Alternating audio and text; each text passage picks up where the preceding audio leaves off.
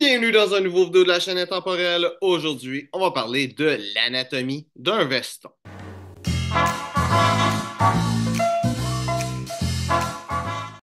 Donc, il y a un certain temps, j'ai déjà fait une vidéo où j'ai pris un vieux veston que je l'ai ouvert et j'ai regardé un petit peu de quoi ça a l'air à l'intérieur. Aujourd'hui, on va regarder un petit peu plus c'est quoi les parties. Je dis l'anatomie d'un veston, mais en réalité, c'est pas qu'est-ce qu'il y a à l'intérieur, mais qu'est-ce qu'il y a à l'extérieur. C'est quoi toutes les petites patentes qu'il y a là, quand on appelle ci, comment on appelle ça. Pas aller avec des choses si évidentes comme des boutons, que c'est quoi ça s'appelle des boutons, ou le bas de la manche là, qui s'appelle le bas de la manche. Et avec des petites choses que des fois le monde ne sait pas comment que ça s'appelle. On va commencer avec le plus simple de tout.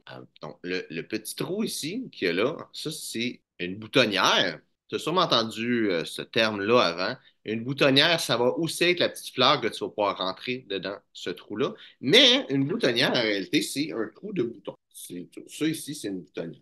Sur ma chemise, là, ici, ça, c'est une boutonnière. Un trou qui sert à l'origine à mettre un bouton, c'est une boutonnière. Puis pourquoi est-ce qu'il y a une boutonnière ici? C'est qu'à l'époque, très longtemps, un veston pouvait s'attacher jusqu'en haut. Il y avait donc des boutons tout le long. Si on regarde à la Renaissance, tout ça, si on regarde une peinture de Vivaldi ou peu importe quelqu'un d'il y a très longtemps, tu vas voir qu'il y avait tout le temps un manteau qui avait des boutons tout le long. Et il y a eu un temps où le monde a commencé à ouvrir le veston et certaines personnes mettaient une petite fleur dedans. Donc, ça date de cette époque-là, ce boutonnière-là. Ça date d'une époque où il y avait vraiment des boutons. Et cette boutonnière-là, ici, est sur un morceau de tissu qui s'appelle un revers. Donc, ça, ici, c'est un revers. Ça, qu'est-ce que j'ai? C'est un revers à cran. Si ça serait tout un morceau tout rond, ça serait un revers châle.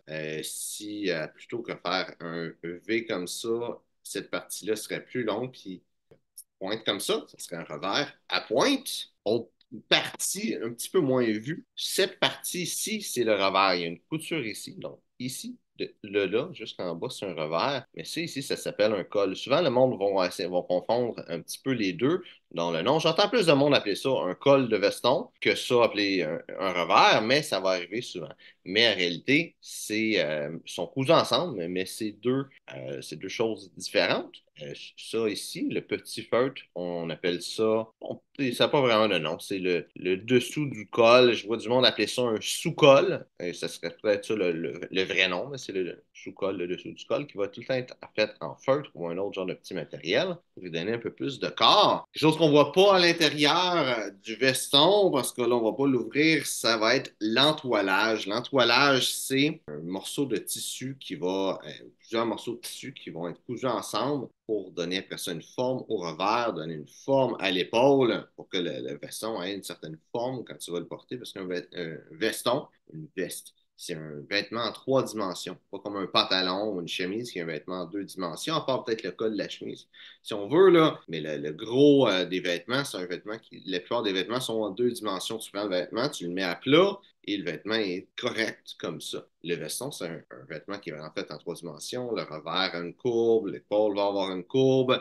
et c'est des courbes qui sont dans le tissu, qui va être tissé dans le tissu, à l'opposé de d'autres vêtements. Tu peux avoir aussi un entoilage thermocollé, qui est un petit tissu. Tu as sûrement déjà vu l'espèce de petite chose pour mettre un nom là, que tu écris au crayon feutre, puis que tu vas repasser sur un vêtement, ou des fois peut-être pour faire des barres de pantalon, mais vite fait, là, comme un genre de tissu blanc que tu repasses, et puis ça va coller, mais ça, c'est un entoilage thermocollé. Donc, c'est utilisé dans plusieurs parties de vêtements, souvent dans des cols de chemise un petit peu plus basse qualité et dans un habit de mauvaise qualité aussi. J'ai dit que je ne parlerais pas des boutons, mais les boutons ici, ça, c'est des boutons non fonctionnels. Si tu as des boutonnières qui fonctionnent, ça va être des boutons fonctionnels. Je ne pense pas que je t'apprends grand-chose là-dessus.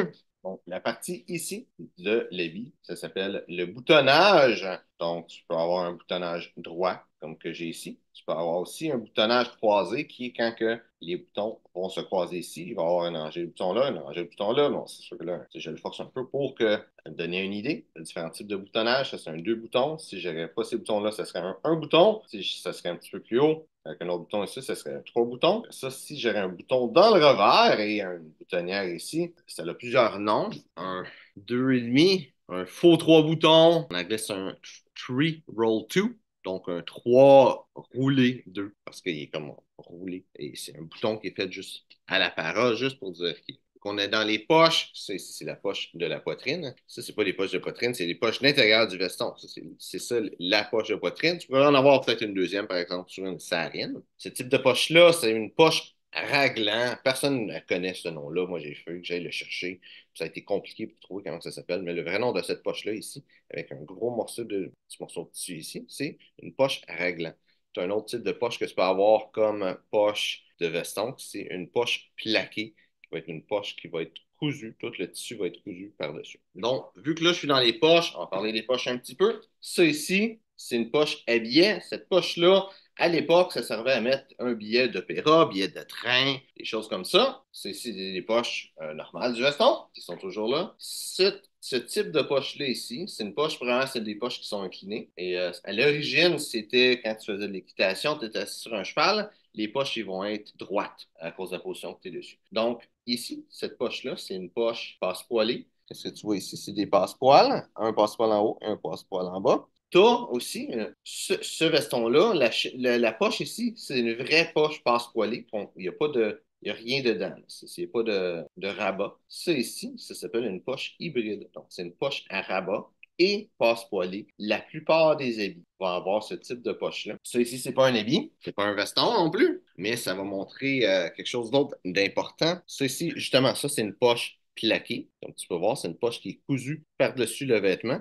C'est aussi une poche qui va être boutonnée parce qu'il y a un bouton, et ça va être une poche à rabat en même temps. Et c'est une vraie poche à rabat. Il y a du monde qui va appeler ça ici une poche à rabat. Ça, c'est pas une poche à rabat, c'est une poche hybride. Ça, c'est pas un si gros abus de langage parce que c'est une poche hybride, c'est une poche à rabat avec une poche poisse-poilée qui va être hybride dans les deux. Donc, techniquement, c'est un petit peu une poche à rabat. Mais une vraie poche à rabat va avoir un rabat qui va être cousu et qui ne peut pas rentrer dans la poche. Tu peux peut-être la forcer dedans, mais qui n'est pas une poche qui est faite pour être rentrée dans la poche. Ça va être cousu dans son seul morceau dessus, sur le dessus du vêtement et non en dessous d'un passepoil, comme ça ici. Donc, ce type de poche-là ici, plaqué déjà, avec un rabat et boutonné, tout ça, c'est vraiment très rare sur un veston. Une veste de chasse, tu pourrais voir ça, ça serait pas mal le plus habillé. Une veste safari aussi. C'est un petit peu nébuleux lequel des deux qui est le plus habillé entre une veste safari et une veste de chasse. C'est rare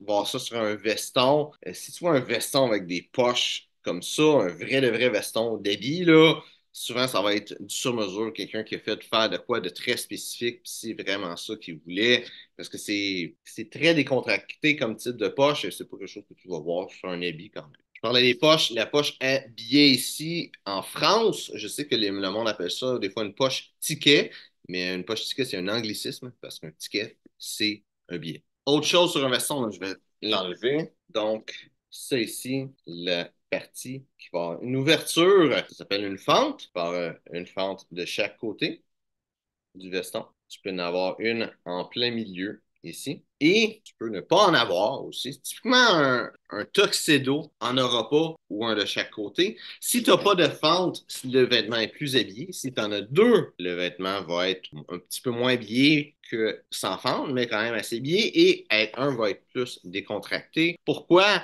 Pas de fente, c'est ça qui est le plus propre, le plus droit, le plus élégant. La raison que les deux fentes, c'est souvent quand tu vas mettre les mains dans tes poches, même si c'est juste pour aller chercher quelque chose dans tes poches, ces fentes-là vont faire en sorte que l'arrière du veston va pas se relever. Donc, ça va être un vêtement un peu plus travail, comme un habit, versus un vêtement un peu plus élégant, où que tu vas dans un événement formel. Tu vas pas nécessairement vouloir ces fentes-là. Donc, un tuxedo, des choses comme ça. Et quand il y a une fente dans le milieu, ça vient du domaine du monde équestre, un petit peu comme les poches inclinées. C'est, dans le fond, à une époque que le veston était plus long que ce qu'il est aujourd'hui, là, quand tu t'assisais sur un cheval, d'avoir la fente dans le milieu, ça faisait en sorte que ton veston, la veste que tu avais, ou même le manteau que tu avais, se séparait en deux sur le cheval et ça faisait pas comme un moton en arrière de toi qui était inconfortable. Finalement, dernière petite chose d'un veston. Ce veston-là, on n'a pas, mais